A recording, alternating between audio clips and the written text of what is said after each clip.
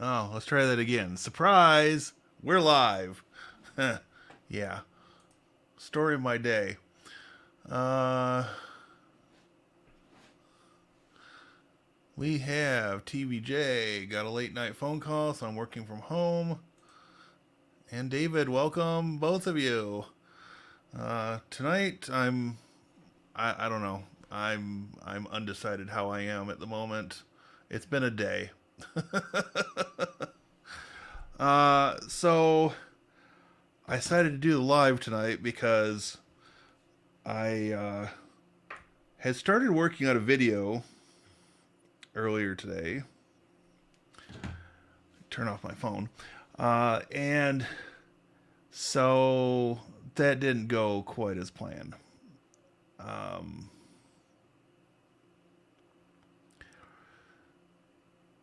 I had anticipated doing some work with fog and doing it from that Lenovo laptop that I picked up on eBay. And that presented a few hurdles. I mean, it wouldn't be fun if it weren't uh, throwing monkey wrenches at you, right? So that kind of crashed and burned. And then so I started that and I took off to go run some errands. One of which was going to be getting my new phone set up. And because apparently the website that this particular company, I will not name it, but it had some pretty annoying commercials a few years ago. Um, yeah, so I went and did the first errand, went and got lunch, sort of a later lunch, about 2 o'clock. I don't know. Um, Anticipating that it was going to be slow at the restaurant, and it was relatively. And so from there, I went down to the cell phone provider, only to reach in my pocket and realize, where the hell is my new phone? Where the hell is my new phone? So I retrace my steps. I go back to the restaurant and ask them if they had it turned, had one turned in, and then I come back to my little local village and stop at the township clerk's office to see if they had it turned in. And I get back to the apartment and discover that the doggone thing is sitting on the arm of my chair from when I was putting on my jacket. And it's like, okay, so that's how my Friday's going to go. so, so, needless to say, I came home and after that discovery, I just kind of zoned out for about 4 hours and realized, hey, I've still got to get a video out today. So let's see if anybody wants to show up for a live stream on a Friday night. And I guess we've got some takers. I've been there. A video plan just doesn't work. Yeah. This daily doing daily content um, is a challenge when you've got a job and other responsibilities. If I were in a position where I could do YouTube full time, daily content would be all right. Because then I could realistically batch produce or batch record at least some of my video content and slice and dice it later. I like Lily from AT&T. I may go that way just because. Yeah, I almost threw in the towel and ordered a SIM card from Mint Mobile But yeah, the company that I've been with for years is not the most user friendly and customer service oriented, shall we say. Tony is in the house. Welcome, Tony. And we've got Joe. And we've got Richard. Welcome, Richard.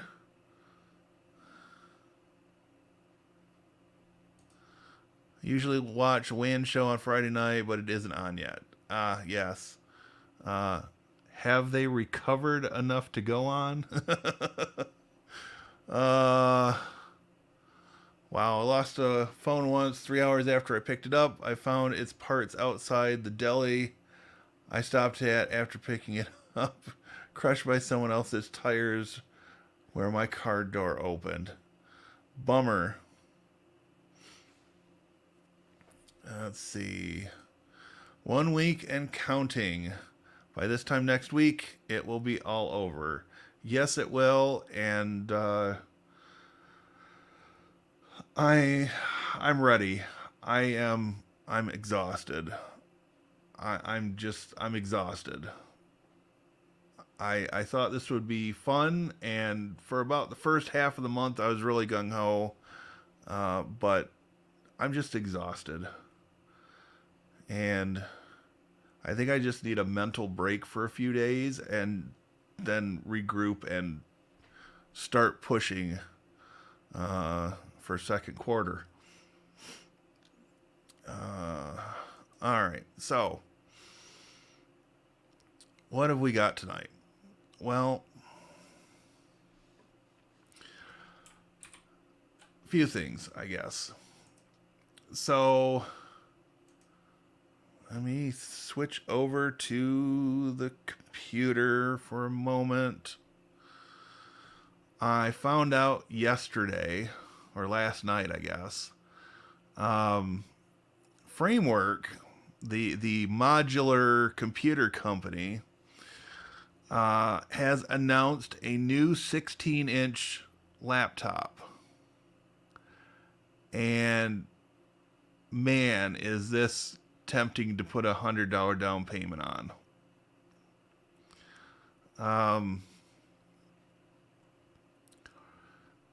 It's got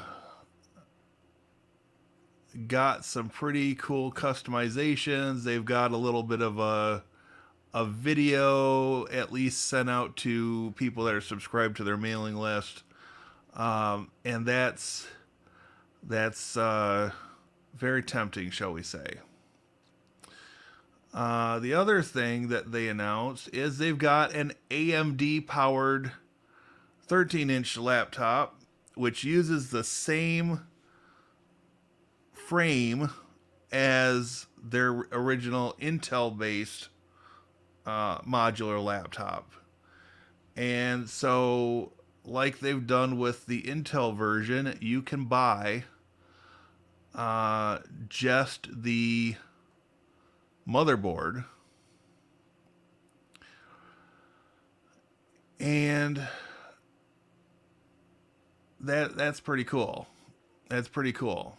So the other thing, and I don't know if they've got it officially on here yet, they also have worked with a company, and I forget the name off the top of my head.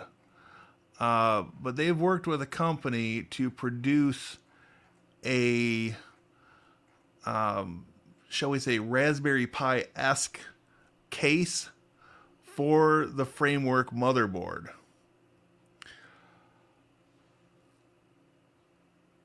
And this is very intriguing because since the whole concept of their computer is modularity, and they want to stick with the case, keyboard, the shell through multiple revisions of the motherboards, you could potentially buy one framework laptop, continue to use the same case and screen with it, and every 3-5 years swap out the motherboard for the next newer model and continue using that laptop. And as much as I love my MacBook Pro, this is very tempting.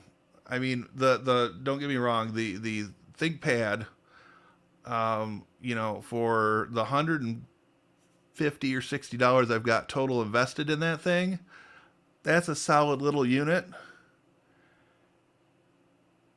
And I have mad respect for what Lenovo has done with continuing the ThinkPad line after buying it from IBM.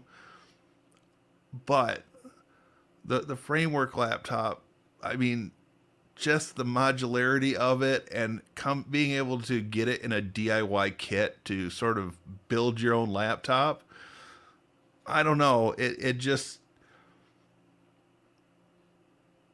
gets my inner geek really amped up. So, if you're in the market for a laptop, check it out.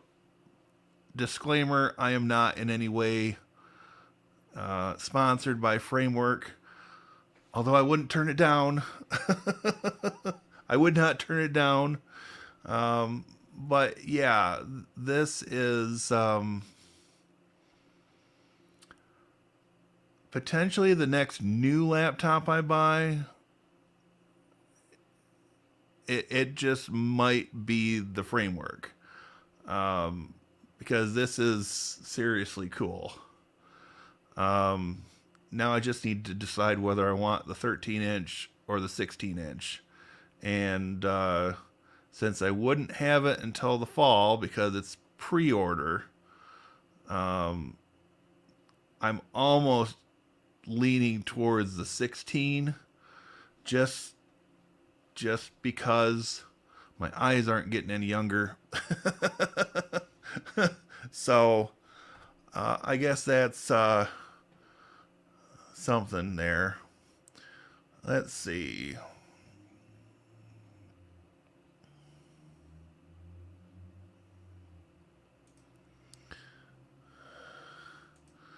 If I ever try that, it will be after I retire from my day job next year. Yes. So, as I mentioned, I am doing this Project 24 course, and I can't say much more than I'm doing it, and that they have this daily challenge thing for the month of March, right? And I thought, I want to try to push myself and just see where my limits are. And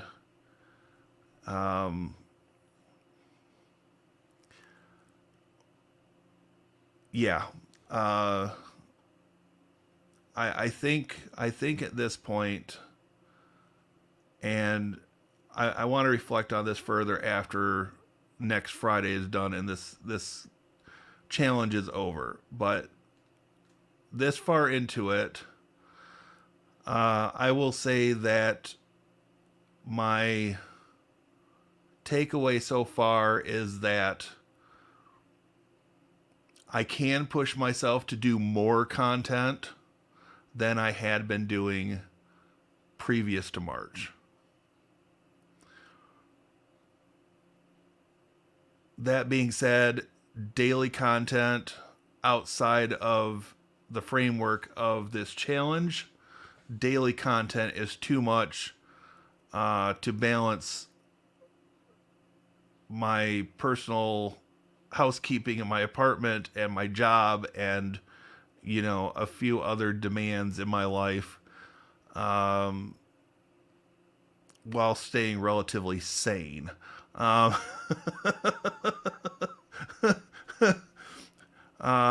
joked at the beginning of this challenge that at the end I might need to check myself into a rubber room, and there have been moments that I've seriously considered that and potentially throwing in the towel on this challenge. But I don't know. I after being told, my life growing up by both my parents that I'm German and I'm stubborn, although it seems from my DNA test that most of my ancestry is from the British Isles and the Netherlands, but that's a whole other story. But since I'm supposed to be this German stubborn dude that once I get started on something, I don't generally give up easily or without a fight. And so this is just one of those things. Um, this to me ranks up there with being as mentally exhausting as uh, a few of my classes during grad school. Um, but yeah, I'm mentally exhausted at this point, and I am looking forward to it being over in a week, and um, yeah, it will be a good weekend, and I will probably find myself at the local brew pub getting a pint. um, so totally impressed with what you've done. I have no idea how you're balancing everything, but highly impressed. Some days are better than others. I'll just leave it at that, I guess. I could not produce content every day. That's just crazy. Yeah. I've definitely um, skirted around the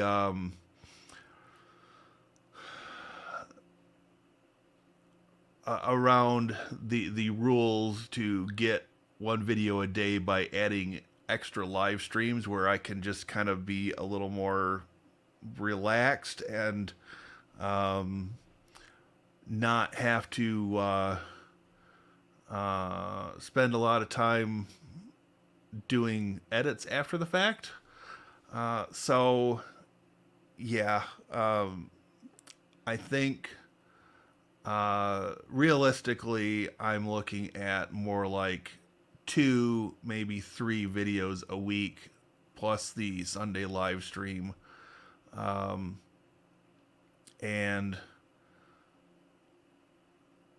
I guess where I had, at least to myself, made excuses before for not doing that much content, now that I know I can accomplish daily content, um, I can scale back to, 2 or 3 videos a week plus a live stream on Sunday. So um, I don't think that's unrealistic.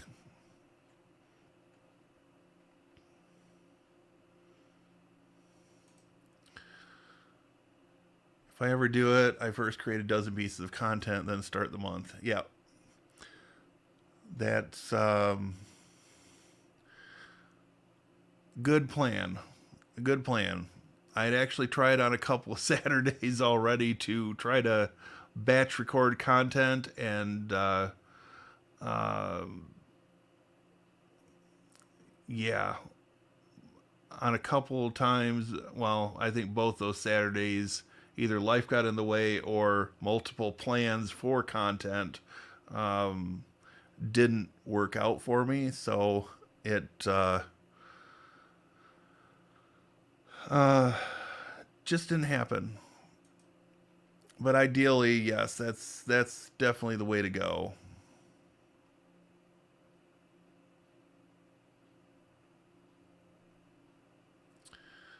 Um, have to say I love my new HP Omen 17. It's great, very fast. Upgrade in memory and SSD will be shown soon.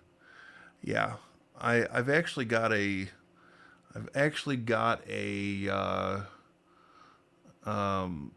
delivery downstairs I haven't gone to pick up yet.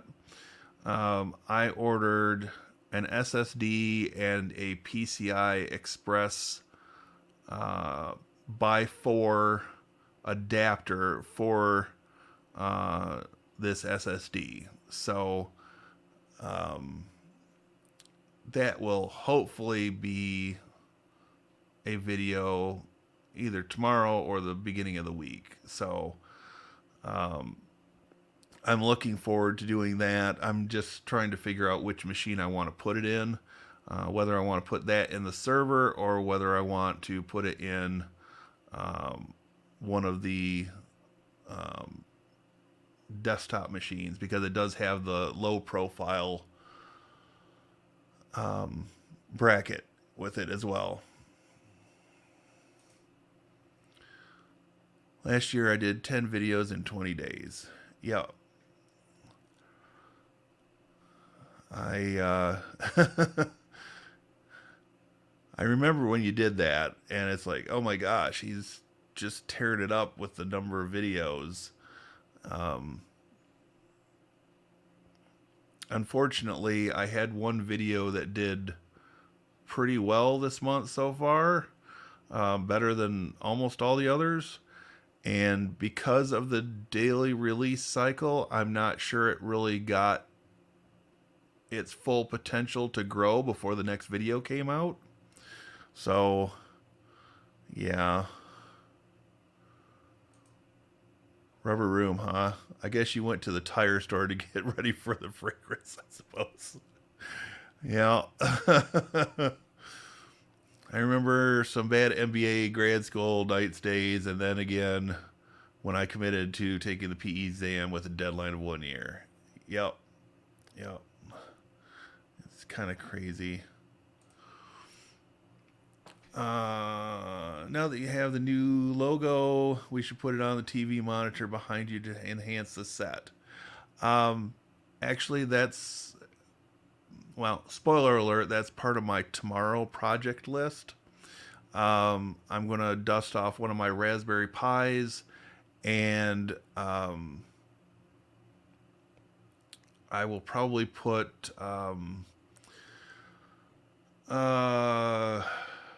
they renamed Screenly, so the open source edition of Screenly,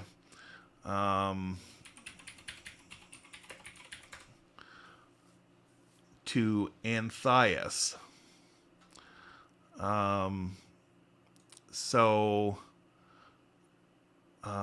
And they've done some rebranding, which is great because the open source edition was a little bit neglected, shall we say. So my goal is, since I've got like Uptime Kuma and a few other things running, is to have that cycle on the screen behind me. And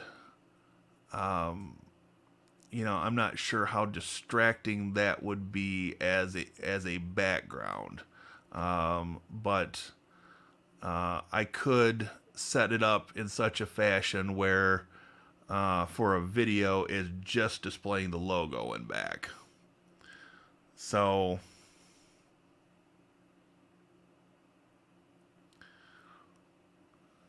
yeah.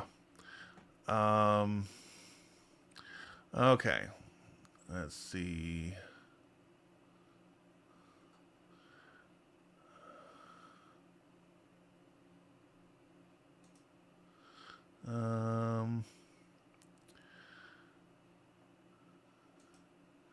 Speaking of the logo, who made the stinger you use? I responded to your comment on my video, Jay. I made that, so totally have to give props to Ashley at Capture the Concept for the logo. But let me see if I can bring up my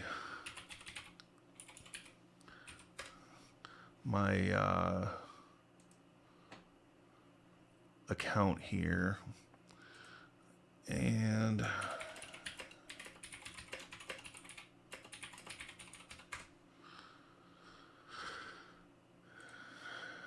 So I use a piece of software called Screenly, or excuse me, called Videos, Viddyoze.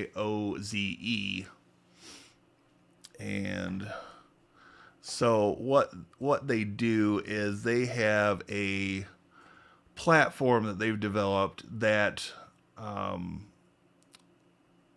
will let you take your logo and make an animation with it.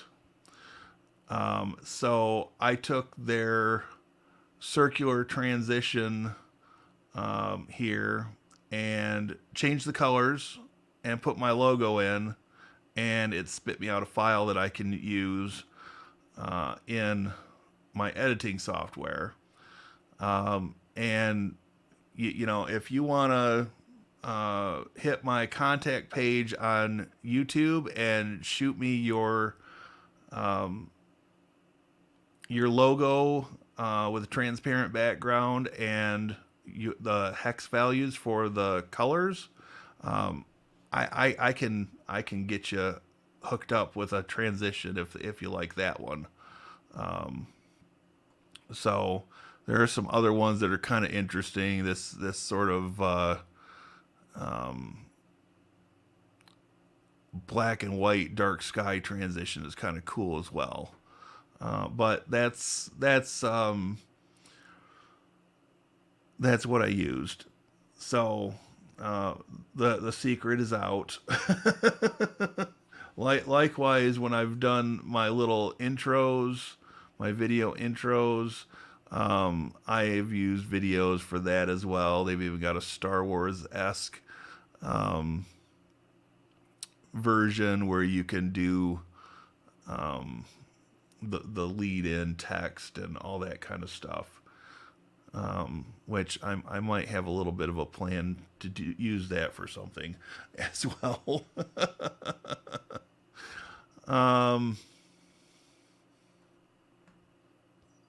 Yeah. Anyways, that's that.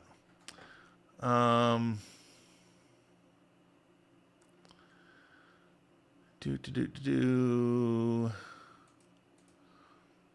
I hope Enthias is better than the old Screenly. Yeah, the Opus Source edition was pretty neglected development-wise, and it was causing us some issues at the library, so we switched to Yodeck because they have a plan where your first player is free. If you're using your own Raspberry Pi, you can use their management interface for free. And then subsequent players, you start having to pay. But the cool thing is they have their Raspberry Pi based player, and they can actually get Pis because they're a commercial outfit, apparently. But they will, what is it? You pay for a year of service and you get the player for free. So, which would be I think it's the 2 gigabyte Raspberry Pi 4 is the basis of their player. So, I use PowerPoint slides on my digital displays because I'm cheap. Yeah, I don't do PowerPoint. I have PowerPoint related PTSD, or PowerPoint triggered PTSD, or something like that. But yeah, I since I try to be as frugal as I can be with money at the library,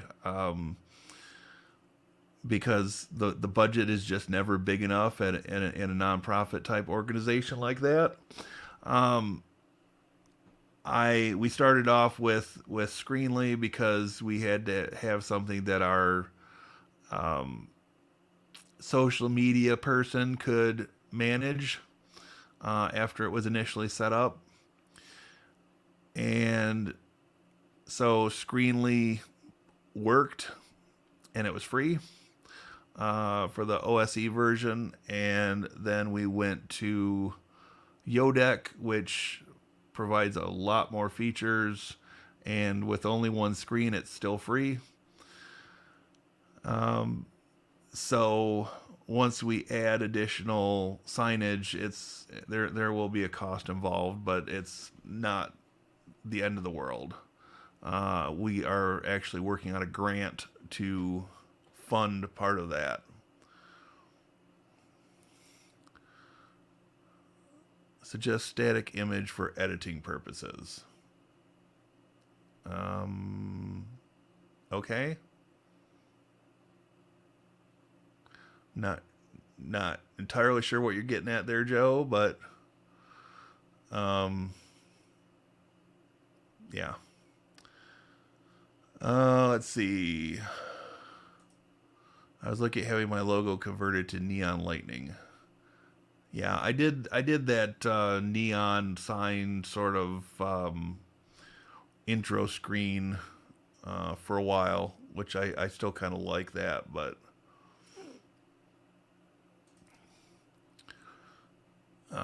speaking of editing software, have you given DR a try yet?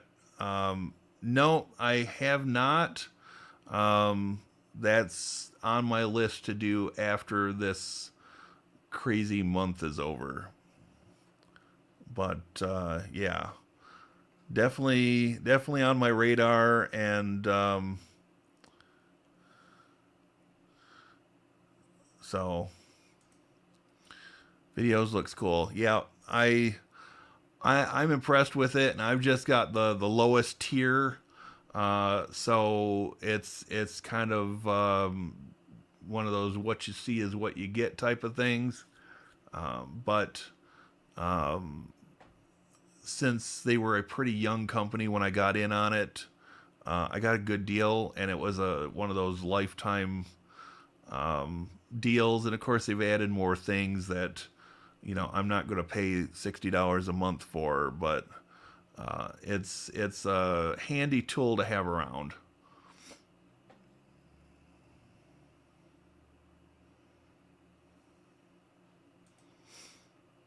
Hey, Jason, welcome. I would love to see how Anthias works for you. The chapel I am doing some work for might have a use case for that.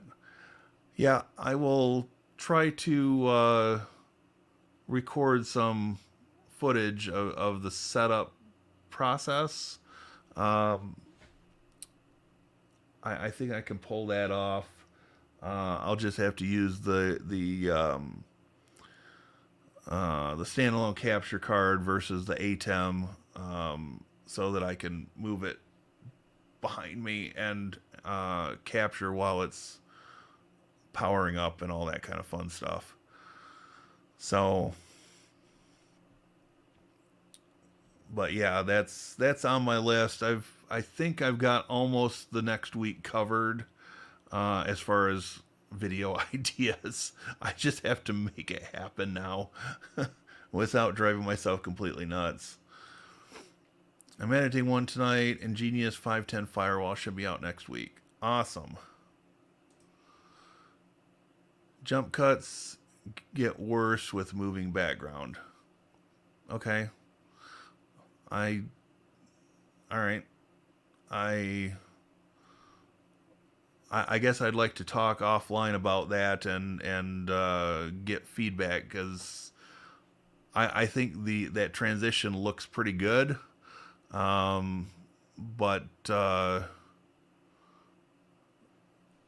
I don't know. I'm open to constructive criticism, and if it's not something I should be using, then yeah. I guess up to this point I've got some good feedback on it, and at least in the short term, I would like to continue using it.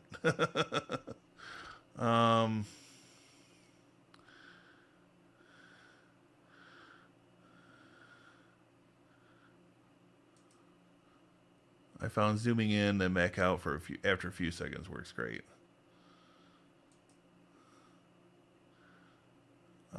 We talked about video editing software. Yeah. So Jason, I've got um, videos, which is a platform that lets you do different short videos, as the name implies, obviously. But you can either some of it lets you do like text titles, and others let you do the transitions, like I did for my jump cut transition on some of my more recent videos. Um, so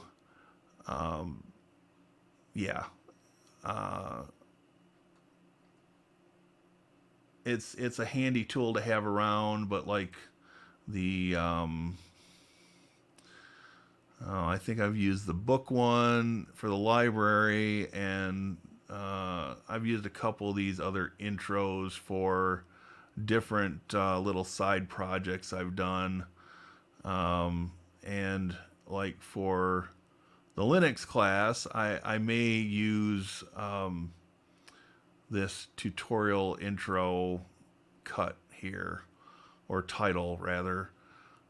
They've got some interesting things you can do. The little robot is kind of cool. Just has your logo on it. So, and some text that you can put in. But yeah, there are different things. I think I've used that one before on a couple of videos. But yeah, there aren't a huge number of options available. So like intros has 5 pages worth. So 75 or so titles. There's only 10 transitions. And there's some overlays and different things you can do here, but kind of cool. Kind of cool. So yeah, and we've talked about DaVinci Resolve a little bit. That's something I want to get into after this month of daily content is over. So transition is great. I'm talking about logo moving behind. Oh, gotcha. All right. Thank you for the clarification. It's Friday night. My brain's a little fried. Little fried. So when you are cutting between clips where you're in the same spot, the jump cut is more obvious if the TV is moving behind you. Right. Gotcha.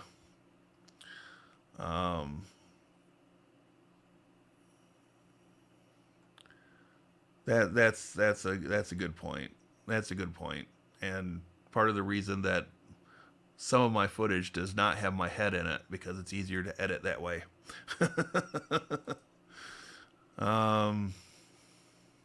Yeah, static image definitely makes cutting clips together easier.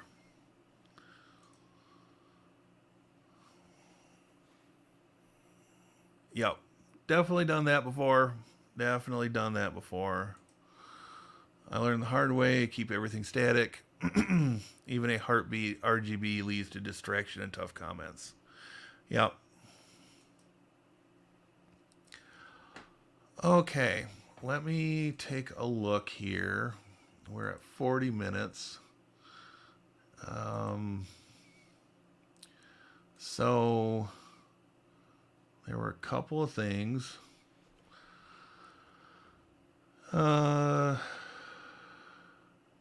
That I wanted to try while we're online here. So if I can make this work,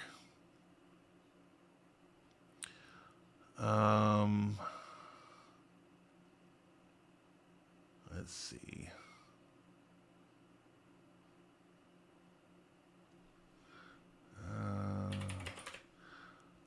Trying to figure out which machine I'm connected to.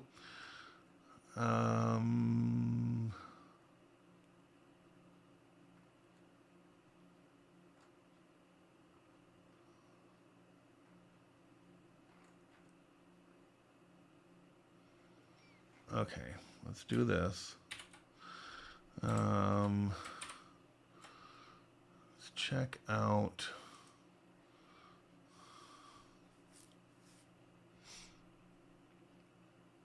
Bear with me for just a moment.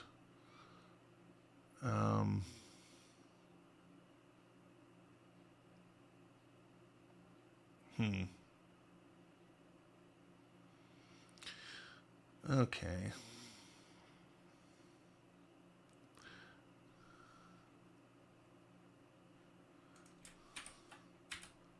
That's why.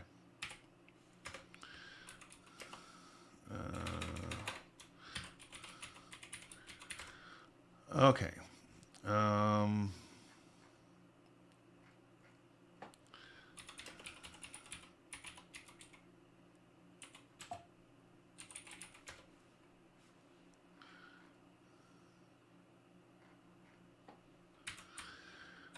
Bear with me.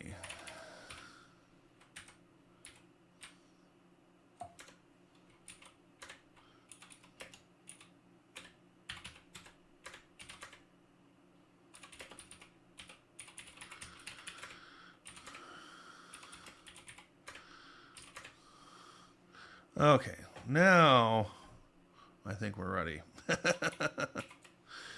All right, so a couple things I wanted to do, just for the sake of argument. All right. Guess we do it this way. I've got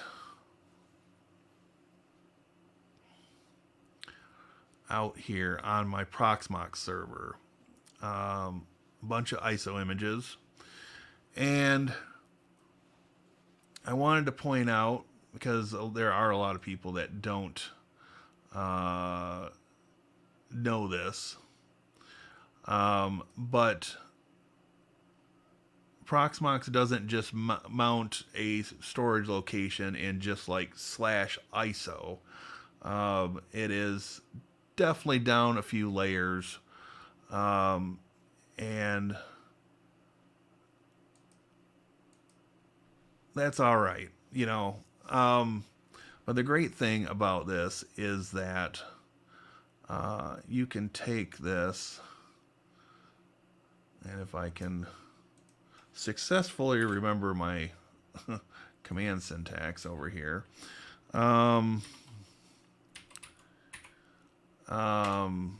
you can take that, and once you've got them on Proxmox, you can always bring them over local. Let's see.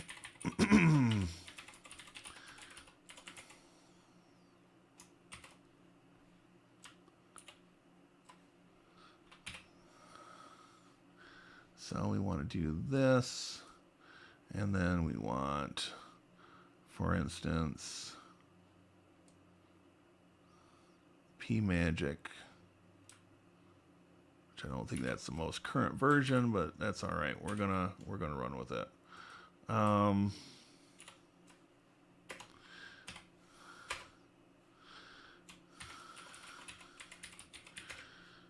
And doing it this way, you don't have to re-download the ISO from the provider's website. You're just pulling it over your own network. So kind of handy to know about. You know, there are multiple ways you could do this. I suppose you could, you know, go the graphical route, which is fine. But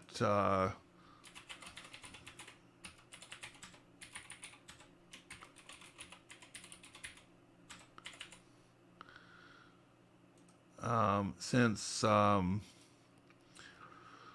SSH and SFTP run on same port 22,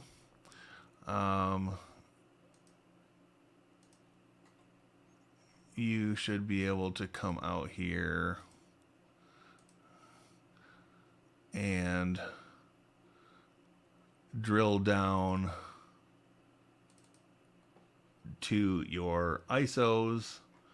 And then I'm not sure on the Mac if I've got this set up in such a fashion where I have made access to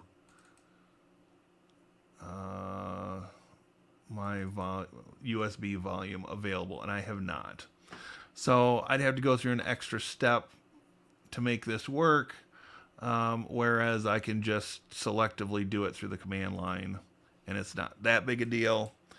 But I guess it's handy to know that you can do this via SCP, and it's just one of those handy things that you know, since SCP, since the entire SSH, Open SSH is built into Windows now, finally.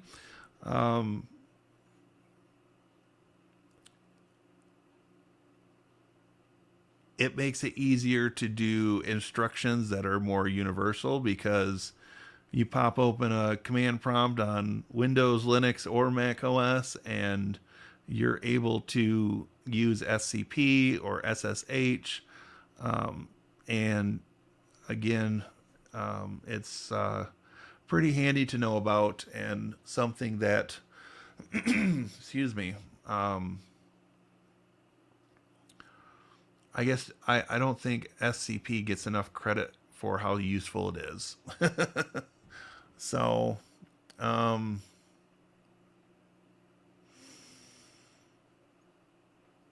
let's see.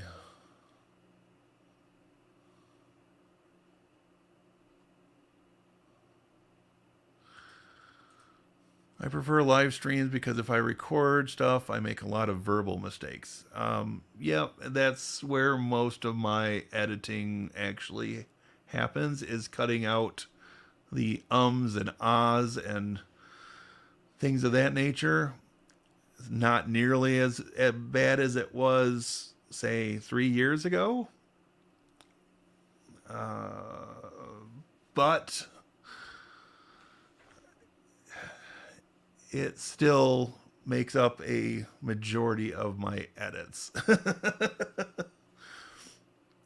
And, sometimes I pause between, I leave long pauses between things that I probably shouldn't. Or, when I'm doing install videos, I will either cut out or drastically speed up file copy procedures, and that just makes things a little easier to edit. Thus, some of the Stinger transition usage lately. If there's a pause, it kind of makes it a good thing to throw that in, or a good place to throw that in.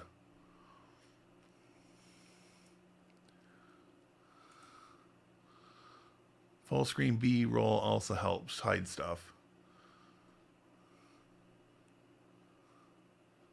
Yep. I have never really done a lot of B-roll. I should consider planning that into the grander scheme of things once the recording schedule is a little less intense. Editing takes me 4 to 5 times the videotaping takes. Unfortunately, yeah, I find that the edits take a good chunk of time, and the interesting thing I've found is that many times I'll start with 30 minutes of footage and I'll end up with a less than 20-minute video, sometimes a less than 15-minute video. So, it's one of those things. Maybe I should add some bloopers at the end of video or something and just poke a little fun at myself. I don't know. Something to consider going forward, I suppose. I found that speeding up a pause as I think of something is much less noticeable than any cut, so I try not to move my head or blink my eyes. Yep. I forget her name, but I recall a young woman saying how she created a transparent template for her camera monitor so she could keep her head in the same position. I think you mentioned that to me before. I actually do live streams to challenge myself to speak better publicly. That's a good point. I do find myself when I don't have something fully scripted and I'm just going a little more impromptu that I still have those ums and ahs in my live videos. As much as I try to be conscious of that, I still find it somewhat painful to listen back to my live streams. Excuse me.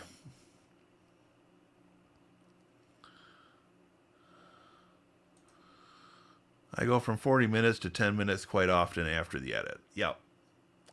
That's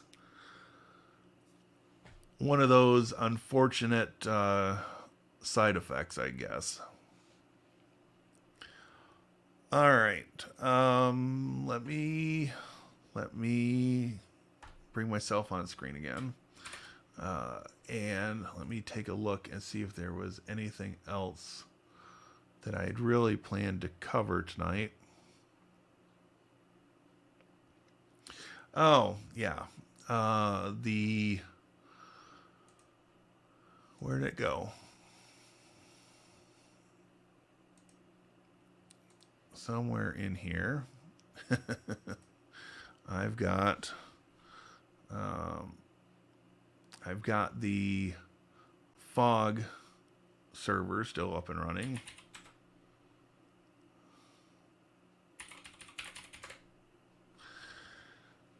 And we can take a look at this. Hey, look, I'm down in the corner. Right. So, what did work today is that let's start with hosts. I captured an image for my ThinkPad that I had originally installed Pop! OS on.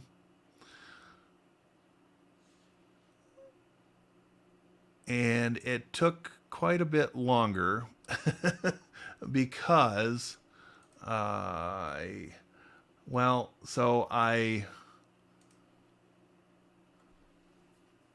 decided to test the limits of the compression with fog. And this is something I have never really futzed with a lot in the past, but I amped it up all the way this time. So maximum compression for this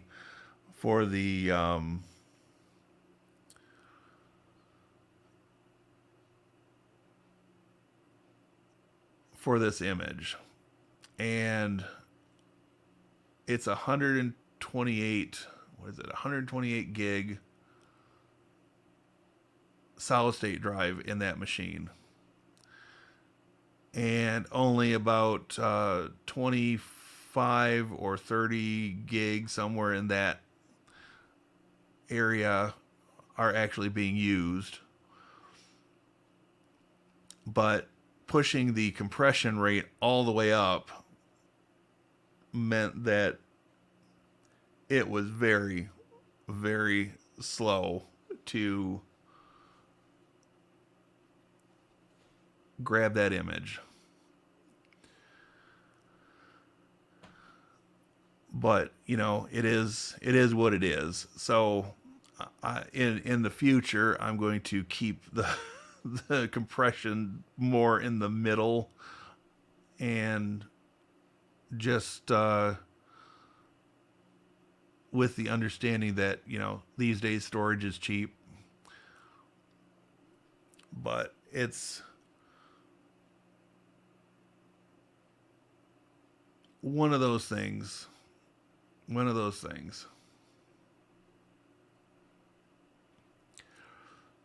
So I captured the backup image because I wanted to be able to restore Pop OS later on.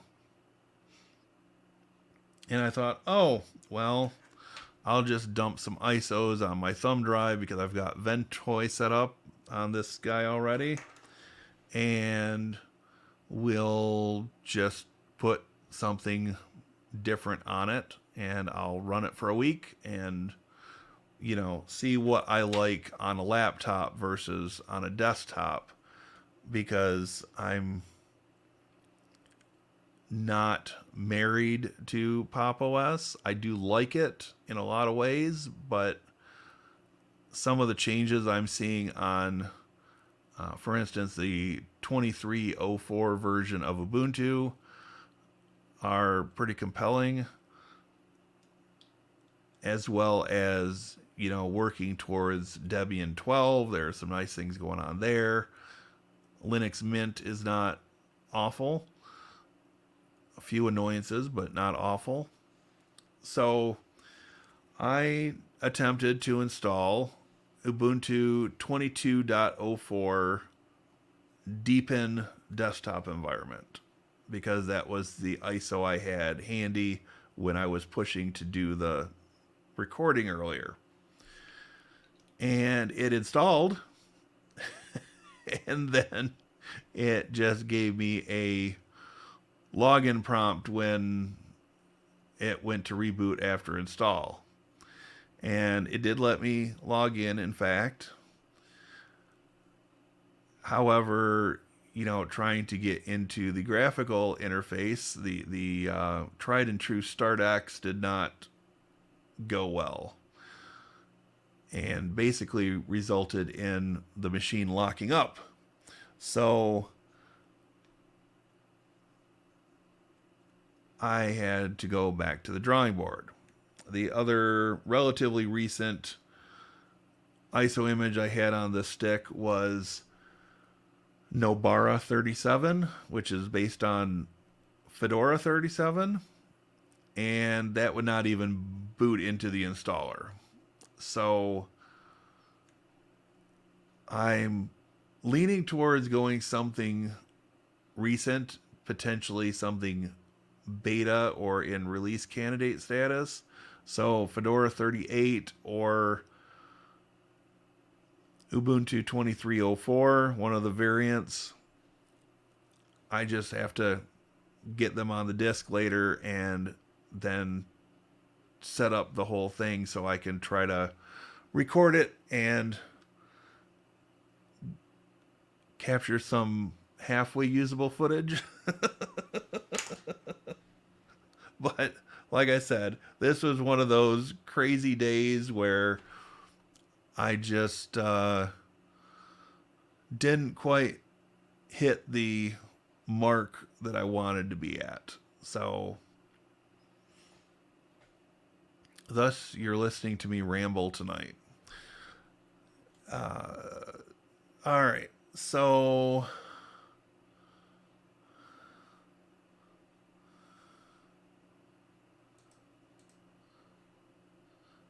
the ability to vamp or ad lib is a skill you have to work on. Yeah. And I will say, doing YouTube has got me a lot better and has got me a lot more comfortable being in front of a camera and doing things like this. Because honestly, when I started, I was doing my very first video on YouTube. This was back in 2014 2014 was when I first attempted to do something. It was just a screencast with me recording my voice in the background and doing some basic cut editing, very basic cut editing after the fact.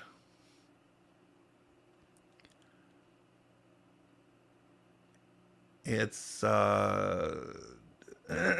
it's one of those things that I resisted for quite a while appearing in the videos. And once I started appearing in the videos, I started actually contemplating the whole live stream thing. So it's one of those things that I'm making progress, but you know, being in front of a camera was something that I never ever expected to do in my life. And you know, this all started because, you know, when I was teaching IT courses, I wanted to give the students something a little extra, something that was outside of the curriculum and might be useful based on my years of experience doing tech work. But, and here we are today. So, yeah, first video was in 2014, and then it was like a 3-year gap between the first video and deciding to do something with YouTube.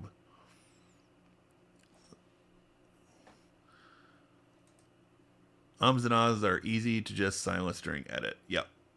I do tend to do that.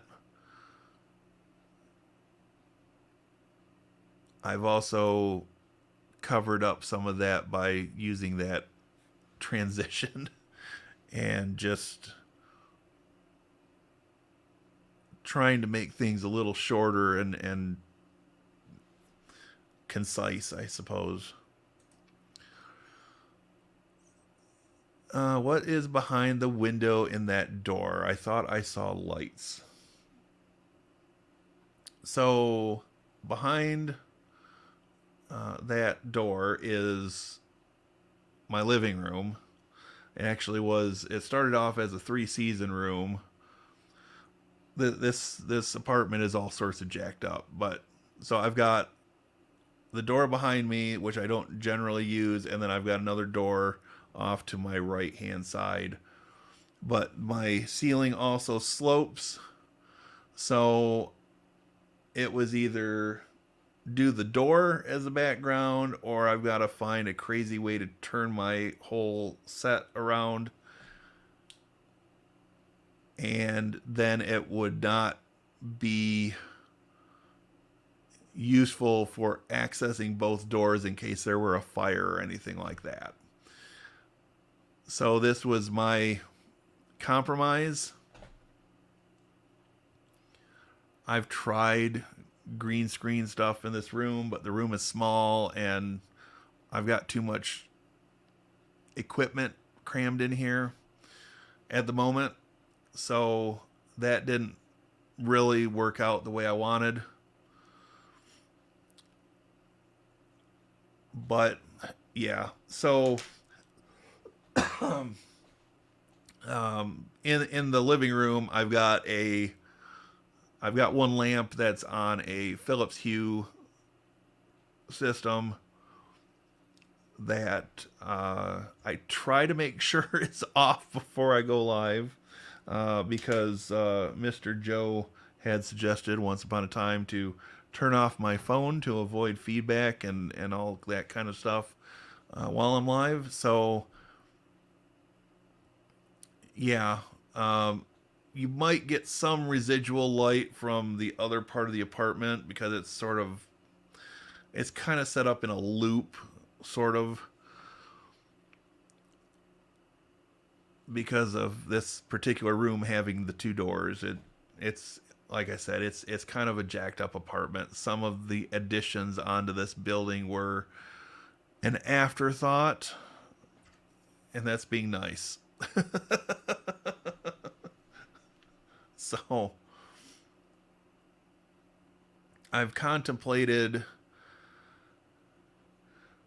doing something different back there, either moving the TV more in front of the door once I have the logo on it, or I'm not sure. Um, I don't know. I could put something over the door. I've even thought of just putting sound dampening foam over the door and covering the window. I just haven't made that purchase yet. So it's like so many other things in my life and on my set and everything. It's a work in progress, and I don't claim it to be perfect. Sometimes it's almost as much of a mess as my life is, but that's a whole other conversation. And yes, we did hit 1 JAU about 7 minutes ago before I got on my rambling tirade of BS. I don't mind being in front of a camera for recording, not so fond of doing solo live streams, hence why I drink wine. I much prefer to be the host of an interview style stream. Yeah.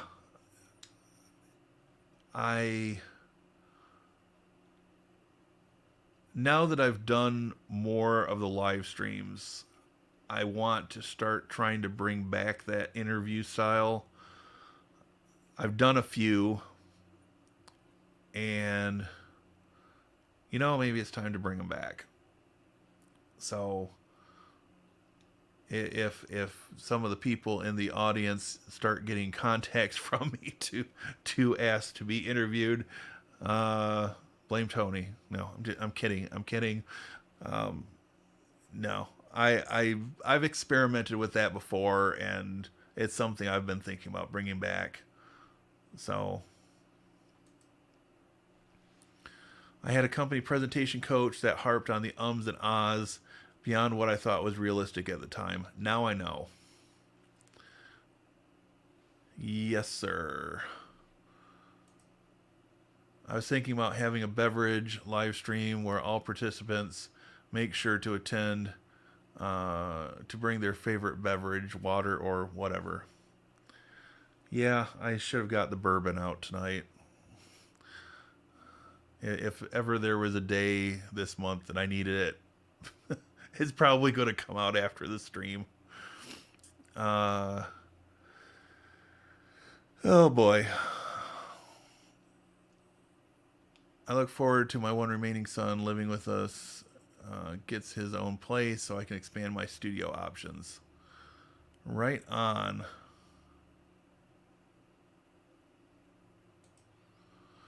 Anytime you want me to join a group stream, let me know. I will keep that in mind. I will definitely keep that in mind. And who knows, the Sunday after this month of craziness ends might be a great time to get a few of you people popping in. I will not confirm nor deny that the orange juice I am drinking is just OJ. I hope to have my basement studio set up by summer. Very nice. So the apartment I'm in is above my father's business, and he's been closed down for a couple of years now, due to COVID, a combination of COVID, his age, and some other issues that I'm not going to divulge. But I have been contemplating setting up a secondary area to do some recording down in the main part of the business area.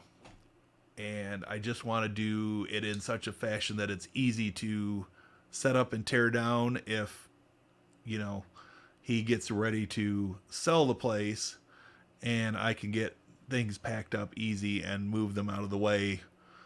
So that's kind of in the works at the moment.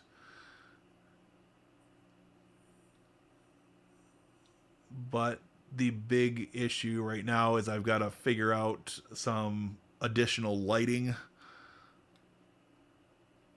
for that area before I can really pull it off. So we'll see. There's one location downstairs that I could probably set up and record at least during the day because there is a window that gets a lot of natural light.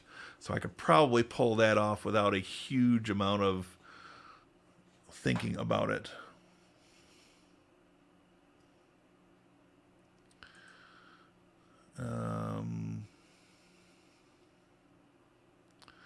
I need a lab for my special equipment. Yeah. Oh, lab area. Gotcha. Lighting is my next major investment. Yeah. So my thought for setting up downstairs was to upgrade the lighting in my primary studio recording area and take some of the existing lighting downstairs and try to make that work. So we'll see how that pans out. So let's take a look at. So interestingly enough, so this is the Sony. And I've also got, at least it was working before I went live, we've got the Iris actually decided to start working again. So, interesting. Interesting.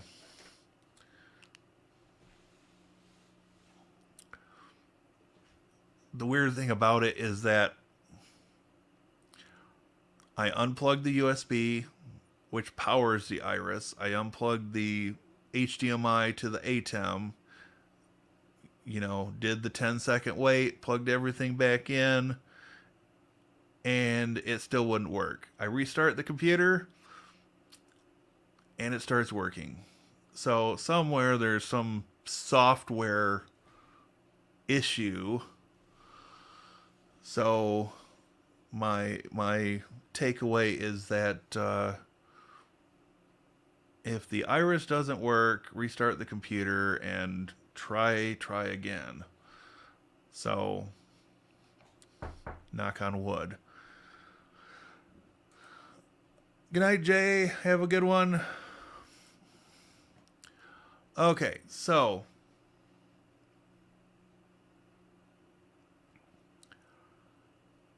I think we're in a good spot. Talked about a few things. Talked about my crazy day and how nothing quite went right. And yes, right now I'm laughing at it.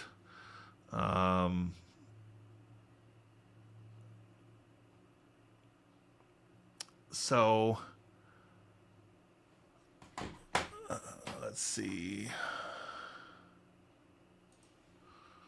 I'm currently only using my Iris with USB 3.0. Maybe you need to just connect your USB to a power connector. Yeah, that is one thing I have not tried.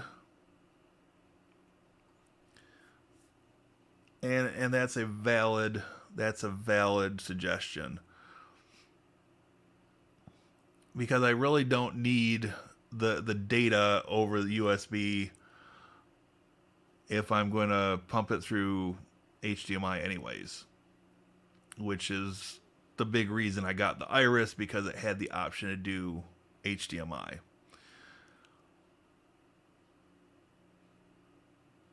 So I will do some experimenting, but likely the Iris will end up downstairs in my secondary set, if you want to call it that.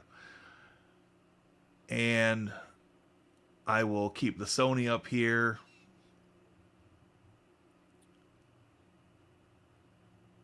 Maybe someday I'll be able to afford a second Sony camera and lens.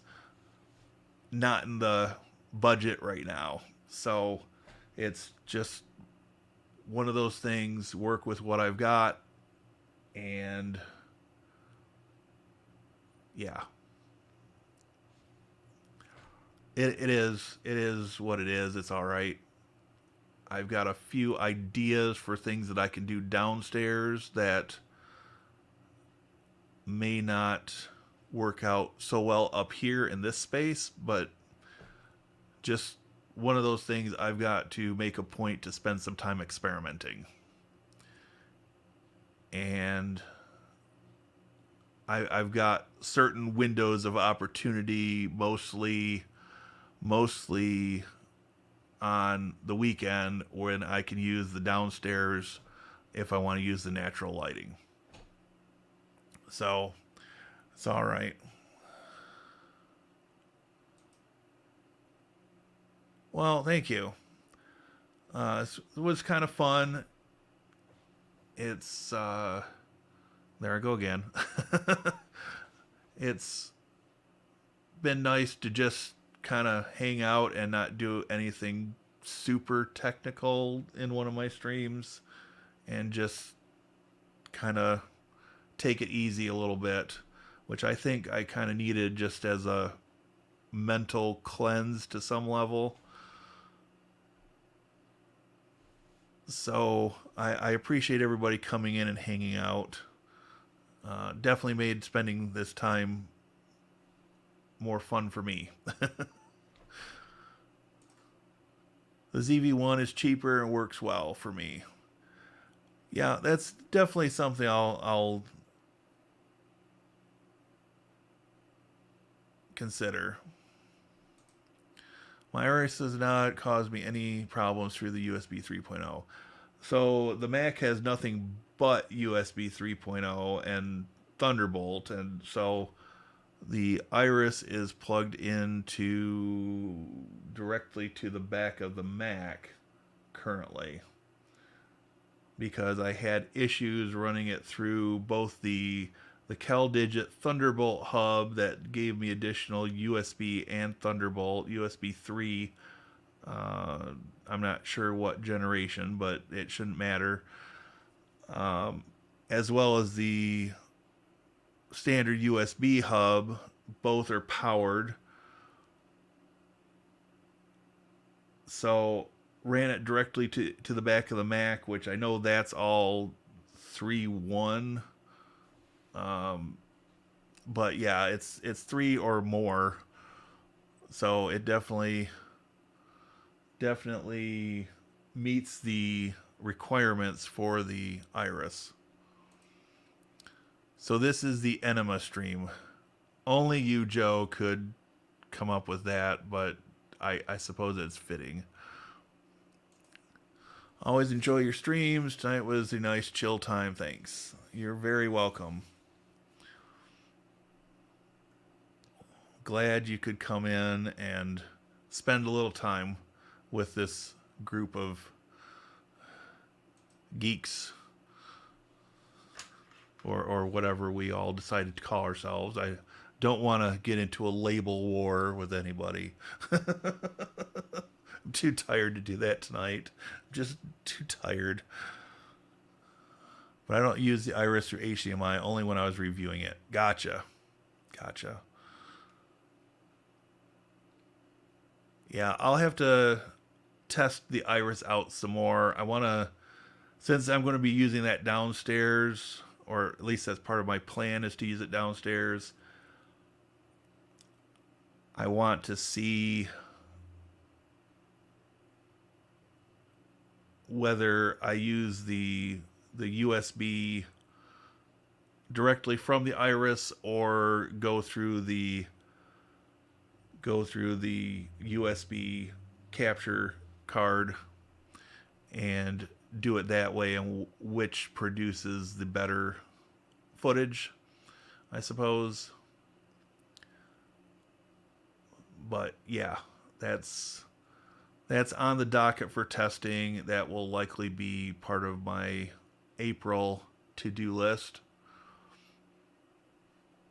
So I can only dream of providing a stream like this, Jeremy. I really liked it. Well, thank you. This was nice. One thing I do want to throw out there before we close up for the night.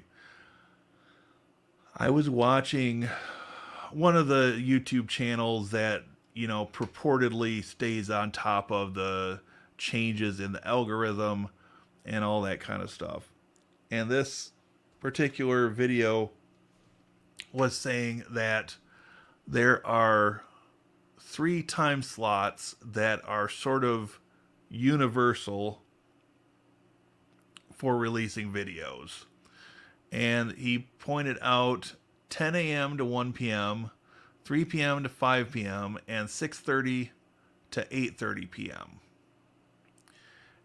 And I'm just curious if anybody has heard that before, or if it's all just bunk that I can't believe I just used that word in a sentence. If it's all just bunk that is just trying to get them views. Because the analytics, of course, I use a couple of tools that hone in on the release times, and I've pretty much violated that most days this week, but the times that I see as my primary times for my audience don't necessarily line up with the times that I've got on my whiteboard that you folks can't see. So I'm kind of interested, and this might be, again, part of my April experimenting, but I'm kind of interested to test out those times for a couple of weeks and release only during those times, other than well, I guess my Sunday live stream would fall in that because it starts at 12:30. So if I could do my other recorded videos only in those time slots, then I'm just curious to see what it would actually do. But yeah, I found it interesting that they were saying that those were the sort of universal times that people should be using. So my next stream will be a hangout for sure. All right. I always use the time slots for my analytics, 7:30 to 8:30 a.m. when most of my viewers are watching. Good to know. The day does not seem to matter. So my analytics definitely show, I think, Sunday. Of course, that's when I've been doing all the live streams. Sunday is one of the best days for my channel to put content out. So that is whether I back off a little bit from the Sunday live streams, and maybe for the summer I might consider going every other Sunday for a live, but I want to, on the Sundays I may not be live, I definitely want to put out a recorded video in its place just to keep that pattern going, because I've been pretty steady with only a handful of missed Sundays over the last couple of years. I've been pretty steady about releasing a live stream every Sunday. So I want to keep with that.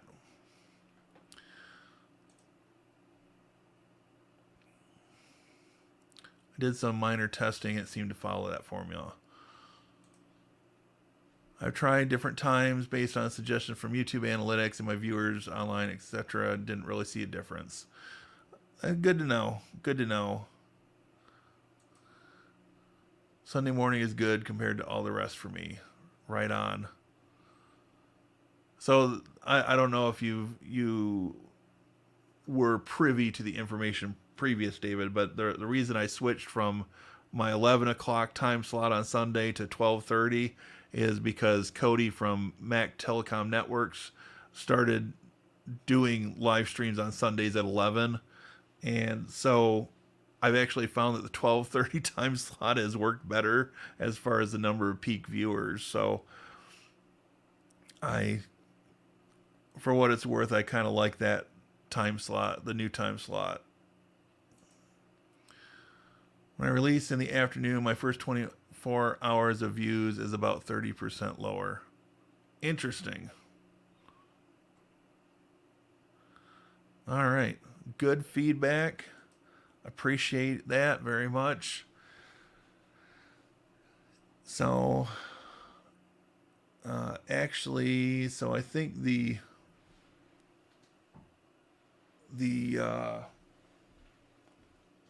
oh yeah, the light did come on in that room. That's what Jay was talking about. I have no way of turning it off now because my phone's turned off. That's all right. So, all right. I guess that wraps things up for the night. Thank you, everybody, for coming in. Definitely made my Friday night a little bit better and salvage part of what I wanted to do today. So, very much appreciated. I will have a recorded video out tomorrow, and Sunday's the live stream at 12:30, and hopefully I'll have a topic hashed out tomorrow and update the description. So on that note, thank you all once again. If you were entertained at all by this video, this live stream, please go down and do the thing you do below the video. It's very much appreciated and definitely gives me some feedback on the live streams, especially. So have a good night, everybody, and we'll see you soon.